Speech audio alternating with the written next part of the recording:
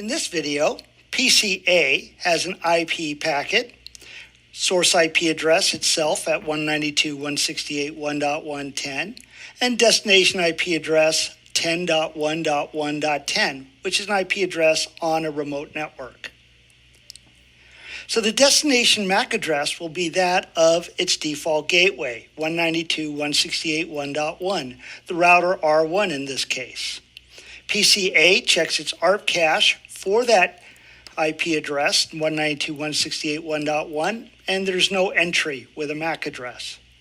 So it puts the packet on hold and creates an ARP request. The ARP request has the IP address of the router, 192.168.1.1, and the target MAC address is unknown. The destination MAC address of an ARP request is a broadcast. So it will be sent to the switch, and the switch will flood it out all ports except for the incoming port.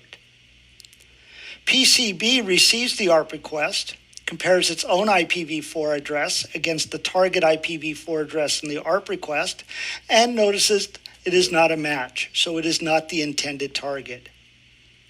PCC receives the ARP request, compares its IPv4 address against the target IPv4 address, and it is not the intended target either. Router R1 receives the ARP request, compares its IPv4 address against the target IPv4 address, and it is indeed a match. It is the target of the ARP request. So router R1 will issue an ARP reply in response. It will include its own MAC address, 000D, along with its IPv4 address.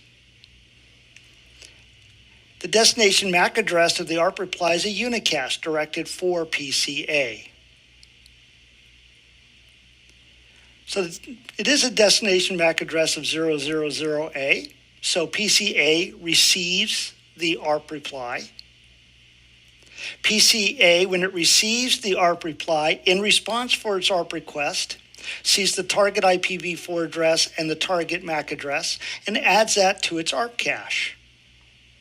It now has the information it needs to forward the packet which is on hold. So the destination MAC address is now going to be 000D, that of the router R1, its MAC address. And now PCA can forward the frame onto router R1.